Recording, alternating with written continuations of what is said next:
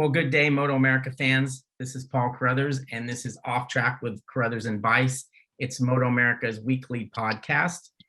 We do them at the races when we have races, and we do them from our homes when we don't.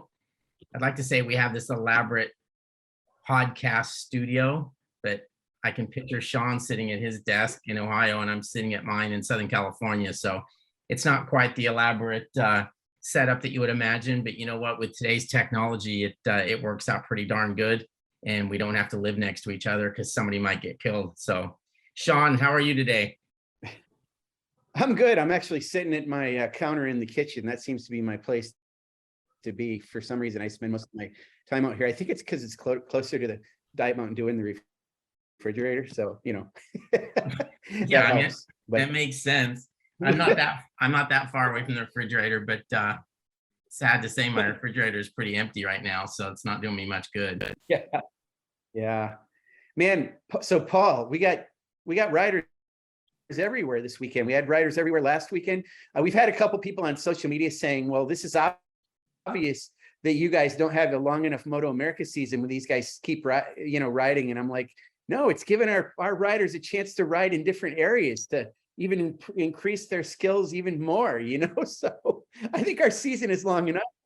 Yeah, I think it's awesome. It just makes it fun. I mean, we get to keep going with our season a little bit without actually doing it. I mean, we get to kind of live through them, and we've got a couple of guys, 3 guys in Australia and some guys in England this weekend, so it's kind of cool. It keeps us involved in watching motorcycle stuff, and I really like when MotoGP is in Australia. I mean, if you live on my side of the country in that time zone, it's pretty cool because we're actually watching the stuff, in the evening, 8, 9 o'clock, right, 10 o'clock at night. And, normally, like when they're in Europe, I'm up at 5 in the morning trying to watch the stuff, and it makes it a little more difficult. And I just like to watch it live. I don't know why. I get a little antsy and I like to watch it live rather than on delay. So, but it's all good. I'm stoked. I hope the guys do well in England. I know the guys in Australia are going to do good, and it makes it, and it's cool. But at this point, why don't we? I'm going to introduce today's guest. She hasn't been on the show since April, which kind of surprised me because it seems like we just talked to her, but I think we've just been talking to her so much in press conferences at the races, and you did some stuff with her, from Portugal. But anyway, our guest today is Kayla Yaakov. And I mean, if you think about it, Sean, not too many people had better seasons in 2022 than Kayla. She sort of turned into a real star of our series. She won 4 races, including her first in race 2 at the Ridge, and kind of off she went from there. She scored 3 more wins and 11 total podiums. She finished 3rd in the championship and only 8 points out of 1st. And then, she comes home and she takes off and goes to Portugal and makes us look great by doing so well in a Yamaha Cup race over there. And then now she's at Daytona. So she's obviously a girl that can't get enough of motorcycle racing. She's obviously talented. She's fun to work with. She's amazing in the press conferences. She sounds like she's 30 years old instead of 15. But Sean, what do you think of this girl, Kayla? I know she's one of your favorites, and she's obviously talented, and she's got huge potential to just be a superstar in our sport. Yeah, she's been one of my favorites for a long time. I remember so much when she was younger, when I didn't know her and never met her, when I used to see these videos of her riding around her turn track, which I think, as I recall, is paved and has elevation changes right where she lives in Biglerville, Pennsylvania, which is right near Gettysburg. So I've always been a fan of hers and was looking forward to her. I remember distinctly her walking around the Ridge Mini Cup track with Roger Hayden, and she was walking, and Roger was walking beside her, and she had her hands up in a handlebar position, and she was going into that little, almost like that mini corkscrew that they have on that Mini Cup, which is identical to their big track. I remember Roger was actually kind of struggling to keep up with her a little bit as she's zooming around on her two feet motorcycle there. So it was good stuff, but she's a terrific young lady for sure. I'm excited to talk to her. Well, let's bring her in. Kayla, first of all, why don't you tell us where you are and what you've got going on on what is not an off weekend for you. Yeah, so this weekend we're down at Daytona International Speedway. Just getting some riding in on my Kramer 690. I've actually never been here before, so it was just kind of good to get down here and see the track before we head out next year and tackle it in, I guess, March is first round Daytona. So well, I ask everybody this, we got the chance to ask a bunch of kids this year because we went to Daytona, but what's your first impression when you first of all, when you come into Daytona, because it always feels like a pretty special place because it's so famous, and then your first laps of the track? I like the atmosphere. I think it's good. One of the biggest rounds I would say for MotoAmerica and motorcycle racing as a whole. But track wise, it's a lot different than I thought it would be. Obviously for me too, coming off of a track like Portimao and then going over here, it was definitely a big difference. I thought it was pretty tight. In the infield, banking was kind of how I expected it to be. It was definitely a bit bumpy and the surface wasn't great, but I think for racing, it'll be kind of fun to mix it up here. Yeah, I mean, it's not a very difficult racetrack, and compared to where you just were, where there was, I've got the chance to ride at Portimao before, and it's cool because there's so much elevation changes, and it takes a little bit to learn it because you're not really sure where you are half the time. But Daytona is actually not like that at all. I mean, if it wasn't for the banking, there wouldn't be any elevation. So that it probably makes it pretty easy to learn that track, though, right? It definitely easy. I think the hardest thing here is trying to avoid the bumps and try not to touch the paint too much. It's a bit slick out there, but besides that, it's fairly easy to learn.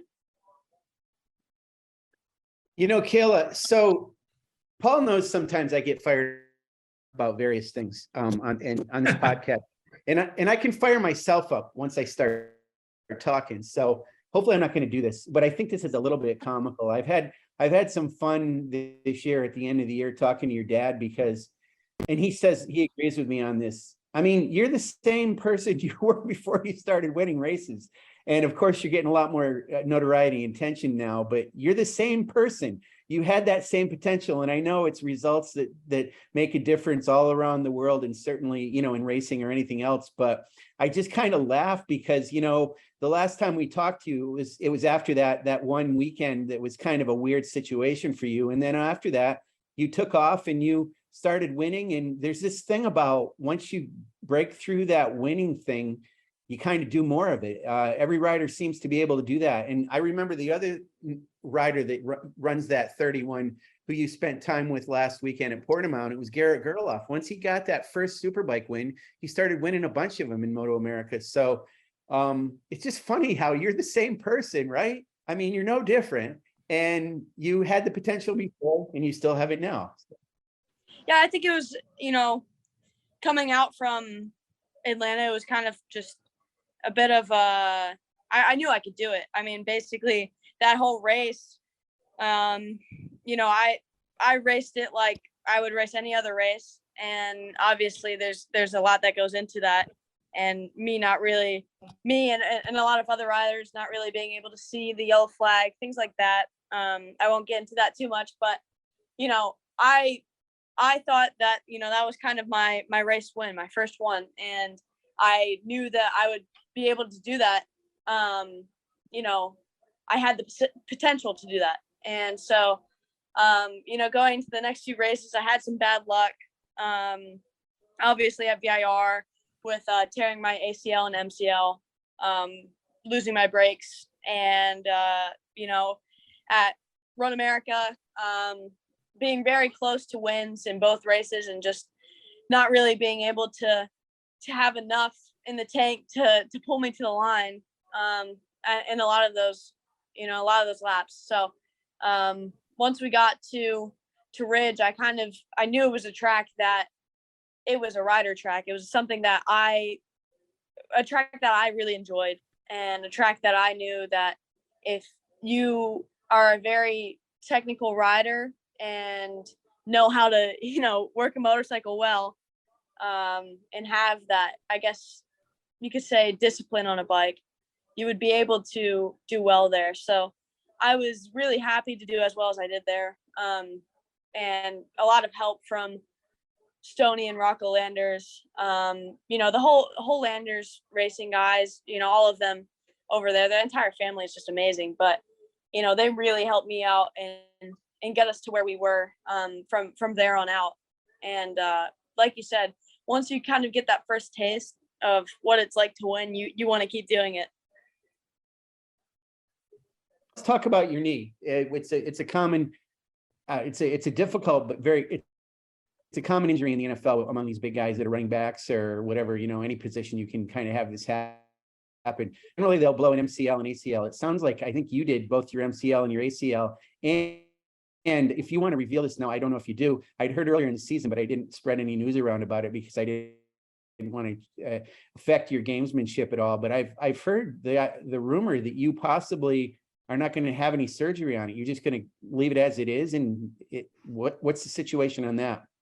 Yeah, so going into MotoAmerica, we had talked to a couple of different surgeons and I guess you could say knee experts about what I should do and how difficult it would be. And after talking and getting many opinions, we kind of decided that it would be best to leave it as it is and kind of just power through it. I mean, I talked to a bunch of people in, the medical world, I guess I should say, and they've all really told me that it's not an urgent surgery. I'm still growing, and to go into a major surgery like that, I would be out for, 8 months. And that's full recovery time. So it's one of those decisions where it's really hard to make. And obviously we're going to put my safety first and look to my future and how it'll be then. But they said, as long as my knee keeps getting better, I should be fine holding off surgery.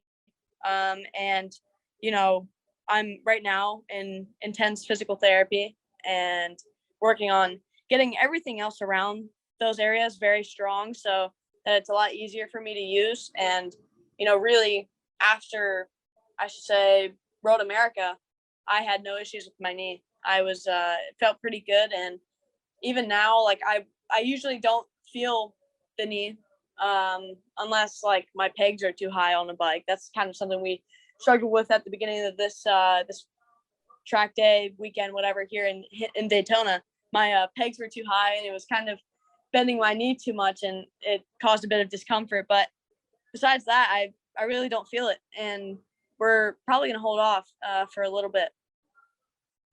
I don't know if he mentioned it to you or not, but and this is the last thing I'm going to say about that yellow flag incident, because I don't think anybody wants to think about it. But did you know, I don't know if Wayne Rainey ever mentioned to you that a similar situation cost him a Superbike championship. He likes to remind us all of that when something comes up about a yellow flag, but he also got disqualified, and that's what ended up being the difference between him winning another Superbike championship or not. So he doesn't look too favorably upon the yellow flags, and I think he felt for you more than probably anybody. Yeah, I mean, I actually haven't heard of that one. I bet my dad would remember something like that, but right.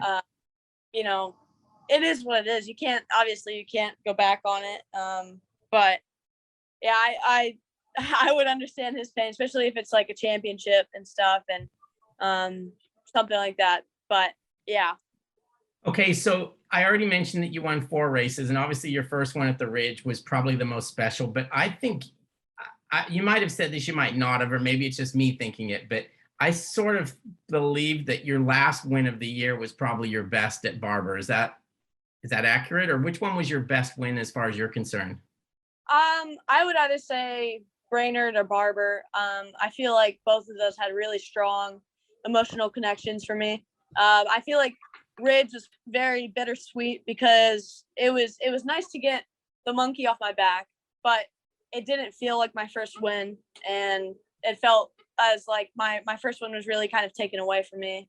And so that one wasn't as good. I mean, it was a good ride, but I just wasn't really as happy as I thought I would be. Going to Brainerd, you know, with everything that went on that weekend with Scott, it was something that I really wanted to do, to go out and win for him and his family. And I was really happy to get that one done.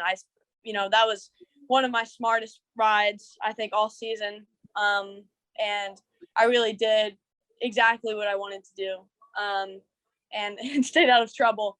At New Jersey, it was pretty good to go out there and do kind of what I wanted to do, and win by a bit. And it was good. I never really like winning in the rain, especially since a lot of people, will say I'm like a wet weather specialist. I just don't really like that term, because it's like I feel like I'm just as good in the dry as I am in the wet.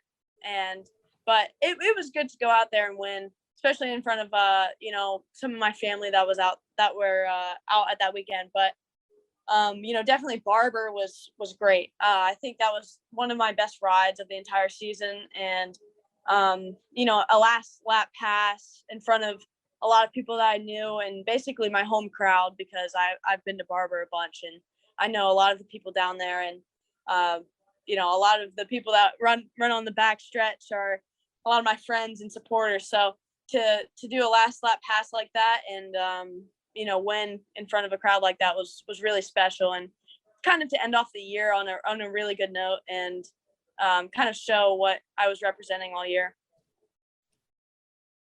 It's interesting, Kayla, how you feel about the rain racing thing. You probably know this, that Matthew Skoltz is the same way. He hates to talk about the fact that he's won races in the rain. He's won them in the dry, of course, too, but every time it rains, they usually think of him as being a favorite. And Danilo Petrucci was that way this year, of course, and it has been that way. He seems to wear it a little bit like a badge of courage, and similar to the way Larry Pegram used to. I mean, he always wanted it to rain.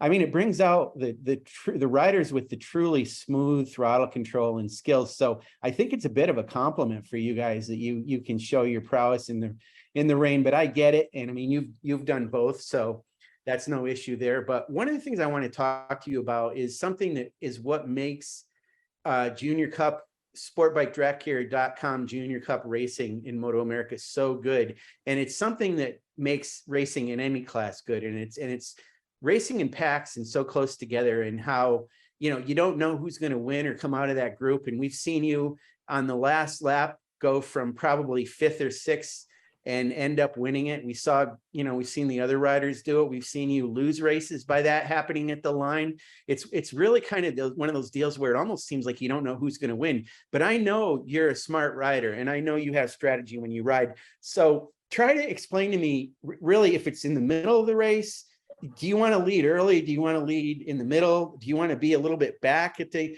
finish? Or how do you want to position yourself? And what's your strategy going into that final lap? Do you want to try to get a draft, or would you prefer to get out front and get a little bit of a gap if you can? Not that it's easy in that class. So explain that kind of strategy of how you race in Junior Cup. Yeah, it's really difficult. I mean, as much as it can be fun, especially when you do good, it's fun. It's kind of annoying to race in a pack, especially when you have guys that might be slower but get drawn back into the group because of the draft. So when I'm racing in a pack, it all depends on the track and how I'm feeling that weekend, as well as who I'm riding with, because each weekend we have 1 or 2 guys that don't usually run at the front that are there with us. So it all depends on the track. But biggest thing for me towards the end of the season was I had a few instances before I guess you could say at the halfway point, where not being at the front really hurt me, but also being in the mix too early hurt me. And it was kind of like, what really kind of clicked for me was when Stoney Landers kind of came up to me and said, just go out there, ride smart, and stay out of trouble. And that was before race 1 at Brainerd. So, for me, it was a lot of, for instance, like at a track like Brainerd, it was a huge group, probably 7 riders at the front. And it's really hard to gauge. You take it lap by lap. It's always good to kind of get, I guess, a dress rehearsal for the last lap early on in the race, but also make sure that you don't show everyone all your cards. So it's hard to gauge what to do, and it all depends on how the race is going for you. If you're struggling, it's always good to stay at the front of the group, because that way you're not dropping back as far. If you just stay in the draft, like second to third, would be great if you're struggling that weekend. If you're doing really well, you can do a lot of what me and Cody did all year, which is sit fifth, sixth, just right to the back of the group, let everyone fight it out, and make stupid decisions and wait to the last lap. Or you mix it up, you stay there, and hope that the last lap goes well for you. I think each time you plan for the last lap, 8 other guys have the same idea. So it's really hard to play all your cards right and put yourself in a good position. So last year you did double duty. You raced in our series in MotoAmerica, and you also raced in that R3 Junior Cup, Blue Crew. Well, Junior Cup, it's not called that. Blue Crew European Cup that you raced in the finale this past weekend. So you raced an entire season in that last year. Then you raced this one race this year, but it was a whole different deal this year. I mean, last year, we kind of felt bad for you. And I used to think, wow, that R3 is a tough bike to ride. And, but then this year you kind of raced in a spec series with all those Kawasaki Ninja 400s. What changed between last year? And you had good results last year, but you had amazing results last weekend. What was the difference? There were definitely a couple of things that played into it. I mean, last year doing basically a full season, just missing Catalunya in the end because that was the same weekend as Barber last year. But last year I think it was just a huge learning year for me.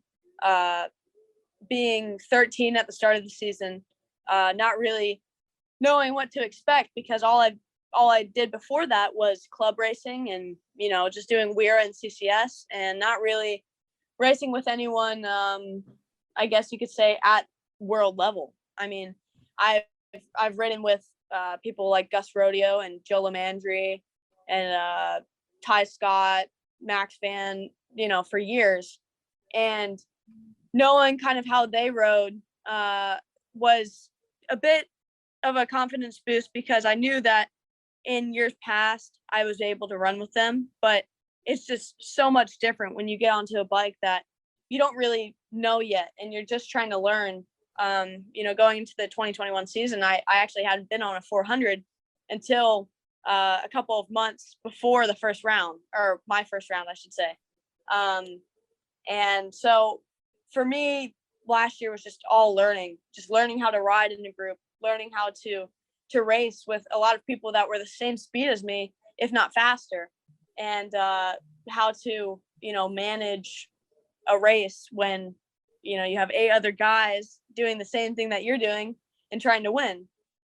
I think over the off season, what really helped me was kind of to step away from it for a while, after having a few things happen in my life, and kind of reassess what I wanted to do with it, and really have more motivation going into this 2022 season. And I was able to really work on my riding. The Altus Motorsports guys did a great job of getting us out there and training. But just a huge step in my riding over the off season. And I'm just thankful for everything I've gotten through it, and all the people that have been supporting me throughout this season and the season prior. Last weekend, I didn't know this because we weren't able to watch the race. I saw the results and I looked at the lap charts and I saw where you were at. And, it said, and let me just say this before I get to this part. So, because I know you're going to say, well, I did lead the laps, but I'm going to just tell you, it didn't show that you led any laps on the chart, but that's just because that's when your cross start finish. And that's always an issue if you're not actually watching the race. So I have to credit our good friend, Tim Robinson from Go Pivot Cycling, who went over there to watch you race, as well as Garrett and Jake Gagne. And he got us some really good quotes from you. And you mentioned that you led the race a few times. And in fact, Yamaha put out their R3, their review of that series, that super finale, and you were in the front in that race. So you definitely led, just not when you were at the stripe, but you said you led a few times for quite a bit at the end of that. And then it seemed like in that last lap, that one guy got you towards the end there, went up the inside or something. What happened there? And were you upset about that? Yeah, so you know, race one was good. I definitely didn't expect to be in podium contention. And you know, just going into the last corner on the last lap of the first race, I had a few rear grip issues throughout the race. I feel like just the tires were overheating a little bit. But I just slid a bit out of the last corner and kind of killed my drive. But going into the second race, our laps were cut a little bit short due to the changes made in the World Superbike schedule. And so I knew it was going to be more difficult because basically from race one to race two, you have the same grid position. It's the same for MotoAmerica. So even if you win the first race, you're still going to have to start from 10th if that's where you qualified. So with the laps cut down, it was definitely going to be a bit more difficult, but I made my way through a lot quicker than I thought I would. And, got into second and third place really early on within the first 3 laps. And yeah, I mean, it doesn't really show it on the lap charts. And what I kind of would have worded differently was I led a lot of the laps throughout the tight sections of the track. Everything else was decided on the straightaway. But yeah, going into the last lap, I actually led for a majority of the lap. And, until probably around halfway through, there was a lot of riders that were a lot lighter than I was. And, Yamaha didn't really do too much to distribute the weight. So a lot of the lighter riders were able to get out of the corners a little bit quicker than I was. And so we come up this really big hill, actually the hill that Top Rack jumped. And I just got passed on the inside, which I thought it was okay because I would have just drafted to line. So I follow him going up into turn 13. I actually blocked because I knew that people were going to try to make a good pass on me because, everyone wants to get into at least that second position. And I saw on my inside a kid just sticking his front wheel in and it starts to fold. And I'm like, you know what? I'm just not going to get taken out. I'll just let him have this. And then, I'm fine with a podium. I just need to get a good draft to the line. And we just go up to the last corner. And unfortunately, I believe DaCosta, I think high sides going into the last corner. And what it looked like to me was the bike was right in front of the kid that was in front of me. So I thought that he was going to hit the bike. So I checked up quite a bit more. And, he ended up getting past the bike and just getting a better drive than I did going into the front straightaway. But overall, I mean, it was a great race. I was really happy to do as well as I did. Seeing some new people, some people from BSB, and actually Harry Cook did that, and he's riding BSB this weekend, and actually riding around the same pace as Gus Rodeo. So it was cool to see people that race in similar series and that I've seen before in the Blue Crew Cup, and to do as well as I did was a really cool experience. Yeah, when you were describing the end of that race too, I was nodding my head here because that's exactly what they showed on that highlights video. Is that one guy went down and it looked like you kind of checked up a little bit there, and it just happened to be a timing situation. But it's weird, and you're such a good person about clarifying that leading laps thing, Kayla. You don't have to put an asterisk on any of that. That just goes to show you that a lap chart doesn't really show you anything. I remember a few years ago when we raced Superbike at Indianapolis, and Cameron Bobier didn't lead most of the lap. Almost every lap around it was Tony Elias, but Cameron kept getting him in turn 1, or across start finish, I should say. So he was shown for leading a lap that he really didn't lead most of it. So and that's how we ended up winning the race, because that's where start finish is there. So but hey, I want to ask you something. This is a tough question, Kayla. I want to see if I can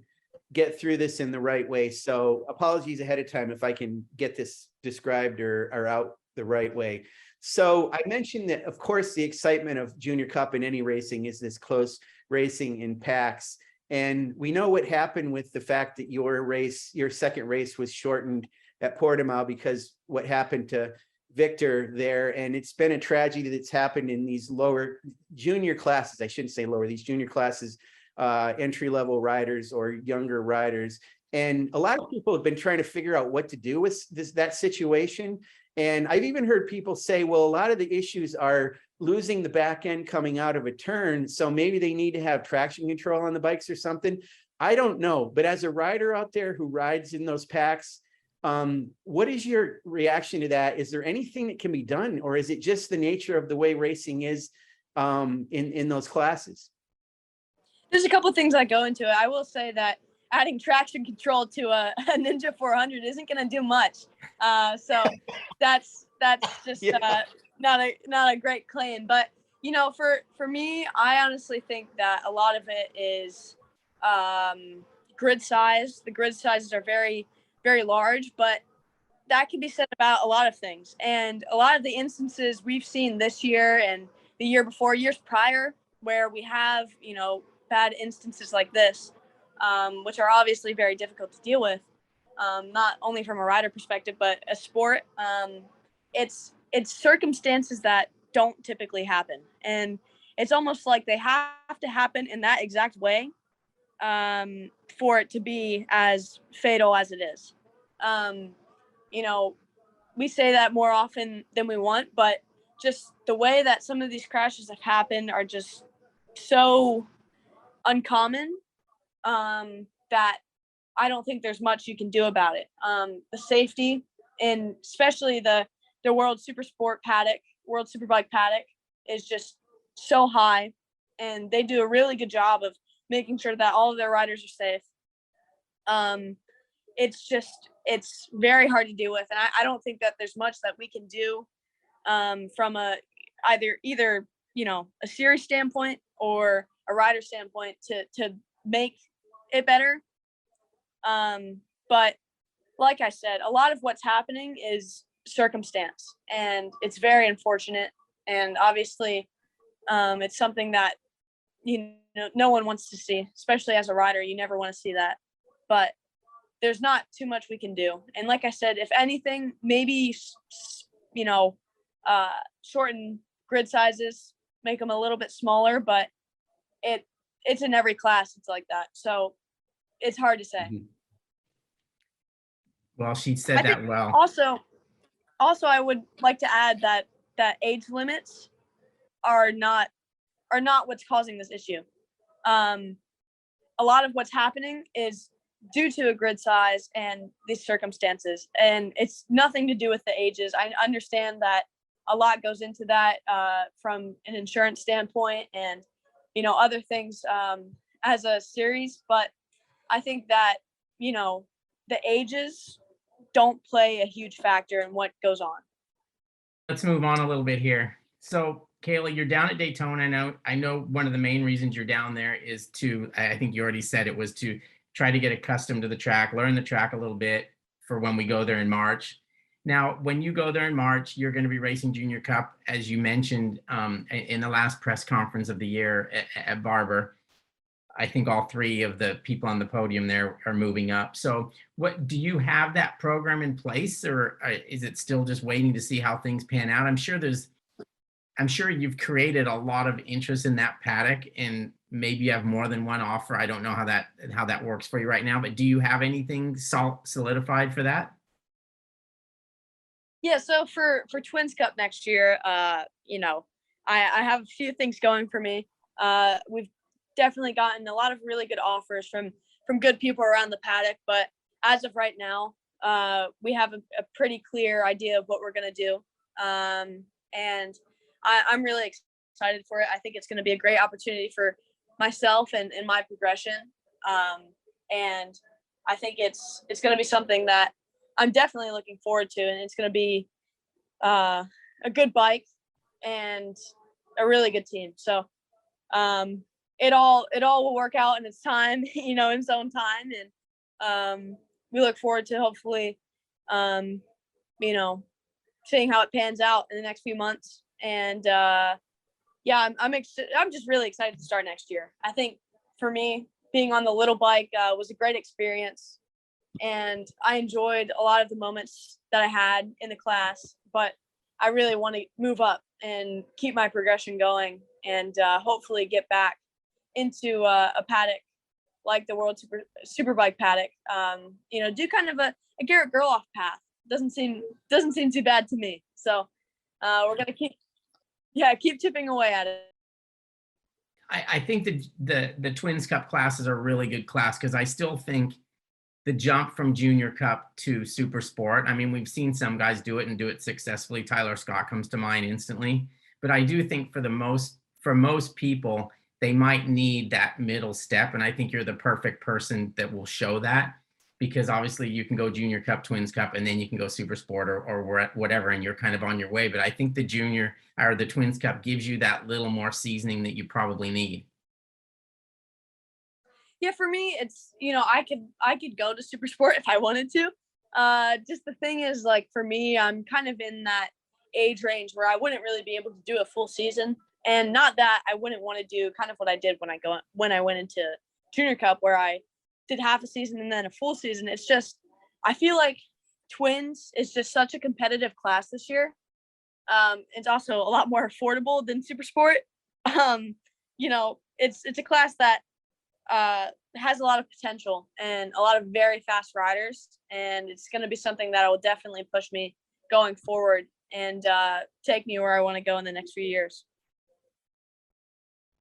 Yeah, Kayla, so I guess you're saying Junior Cup you're not going to race in, and I understand that. I actually thought maybe you'd think, well, maybe there's some unfinished business there, but it sounds like, I mean, I haven't heard anything official, but just the fact that Gus Rodeo started out the year and he was kind of doing Twins Cup, and then he decided to focus on Junior Cup, it seems like he's probably going to move up to Twins Cup next year too. So it's funny how sometimes you're going to end up in a situation where riders that you raced against in other classes are just kind of climbing the ladder the same as you are. So that'll be interesting, but there's familiarity there, so that helps a little bit. Plus you'll be a little more in the deep end with some seasoned riders in that class in Twins Cup. So I think that's a great path. I want to ask you real quick about Garrett, because we saw he came over. I just think it's awesome that your number is 31 and his is too.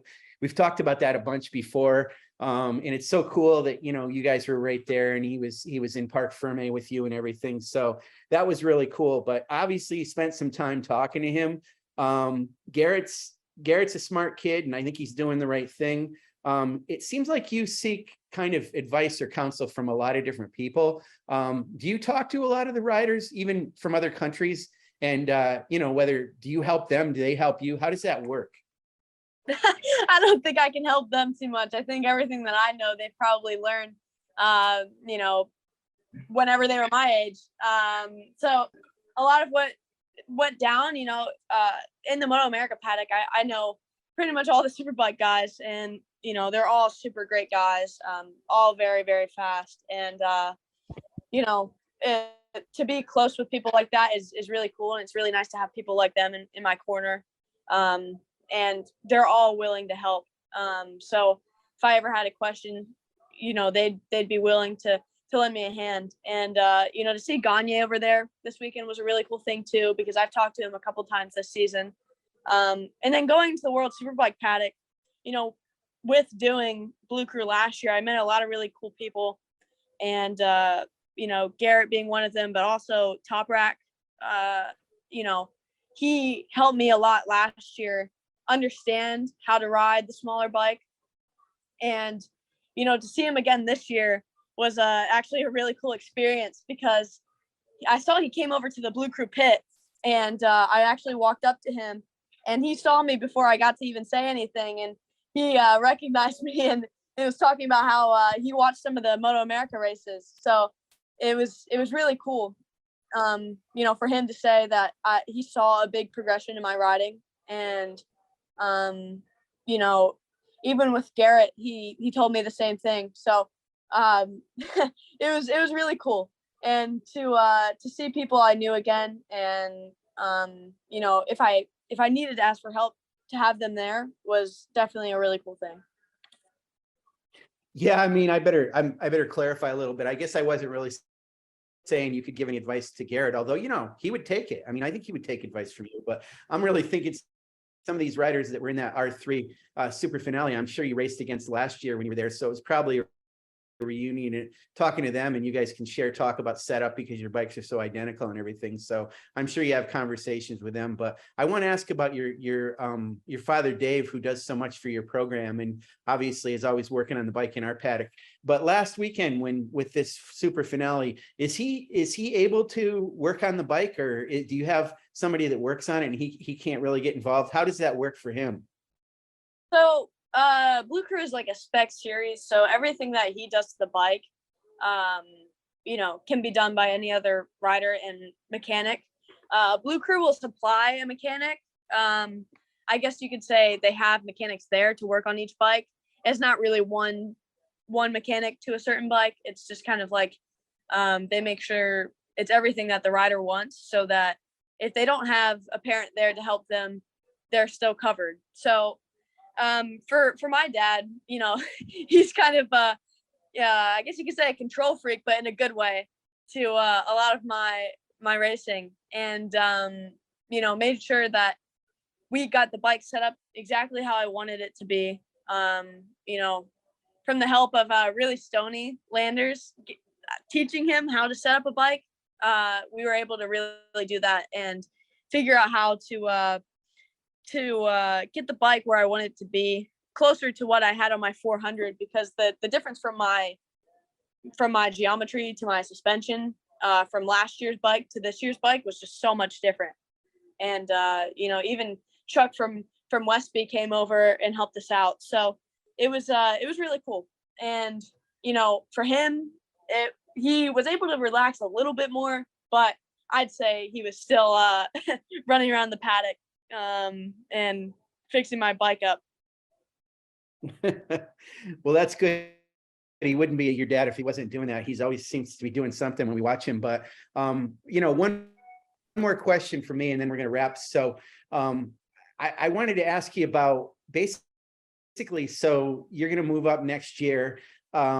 Your situation, you're definitely on an upward curve, and I assume it's World Superbike, it's MotoGP, whatever you want to do. Your pathway is pretty open-ended at this point, right? I mean, you want to race on the world level. You're already doing that, but as you advance, you want to keep going with your program, right?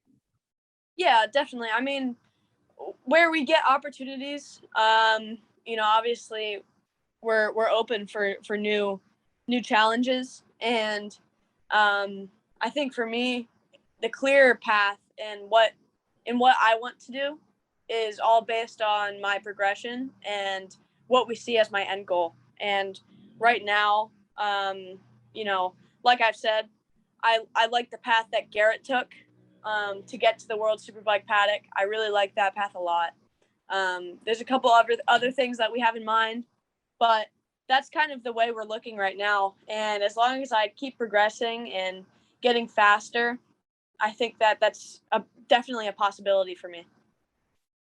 Yeah, and that underscores something that we started the podcast with, and I want to go back to the comment that person made about MotoAmerica's season ending too quickly, because obviously these riders want to continue racing. Well, in some ways, I am assuming that our season ends in a way that gives you guys opportunities. I mean, you were able to do that Junior Cup for Super Finale. Not that you wouldn't have been able to. Maybe it would have been an off weekend for us, but you're doing Biketoberfest in Florida. It gives you a chance to kind of get out there and do other things. What's your comment about our season ends too early? Are you okay with it so you can do other things, or what? I mean, it depends on the year I've had. Sometimes you want the season to last longer. Sometimes you want it to end right there. But for me, I mean, I think the season went well this year. It went by definitely a lot faster than I would have wanted it to. I guess just from like a racing standpoint, a lot of the rounds felt a lot shorter than they did before. But I enjoy it. I wish obviously MotoAmerica is doing a good job of finding good tracks for us, and I hope the series keeps growing and we can go to more and more places as I see more and more tracks being built in the US, and You know, I enjoy the season. I think that the season is decently, you know, you go from March to basically end of September. That's a pretty long season. So there's not a ton of breaks either. So I think it's good. And it does leave you some room to do some wild cards and to do what, you know, me, Gus, Maz, you know, Brandon Posh, stuff like that. You know, it gives us an opportunity to go out and have fun and do some stuff that we usually won't be able to do. That's right. That's right. So, okay, we'll wrap up here, but I want to say, so Paul put out some information about our changes in our series for next year. So take a look at that. The biggest thing is that there's going to be a second bike in every class, which is a big deal. So if there's crash issues, you can put a different bike. As if the frame is beyond repair, you can put a different bike into the show, and you won't have to be without a ride. So that's a cool setup, and that applies to all of our classes. And we know we've been talking about the schedule for a while. I know Kayla wants to see the schedule too. And Paul tells us, right, Paul, that it's on the verge of being released. We'll probably maybe next week, Paul. Is that possible? Yeah, I think next week's very possible. It's close. I would say I have some insight about what might be going on next year, but for the people that listen, it's gonna be very cool all year round. Oh, good. And so you like what there is? I like it. I think the biggest thing for me with you know, VIR is like, you know, it's fine, and I understand like it's kind of like that schedule thing, but you know, I had some bad luck there, so I won't mind not going back there, but hey, it's okay. Well, yeah, I've obviously seen what I think is going to be the final schedule, but again, we're still kind of waiting on a few things, but it should be okay. But yeah, I think it's going to be I think it'll work out well. I don't think we're going to get too many complaints. And next week is the goal. Yeah, so you guys stay tuned for that next week. Paul said it's going to come out next week, so if it doesn't, talk to Paul about it. Yeah. Anyway, Kayla, thank you for being on with us. There isn't a question we can ask you that we're going to ever be able to stump you on. Your answers are always heartfelt and very thoughtful. So it's great to get the insight from you on all kinds of subjects relating to racing. So keep what you're doing. And as I said, you're the same person you were before for all these great results. And we love you for that. So thanks for being on with Paul and me. Yeah, thanks, Kayla. Yeah, I appreciate you guys listening to my rambling about motorcycles. No, you're awesome, and good luck down there this weekend, and stay safe. Yes. Yep, I appreciate it. All right, bye guys.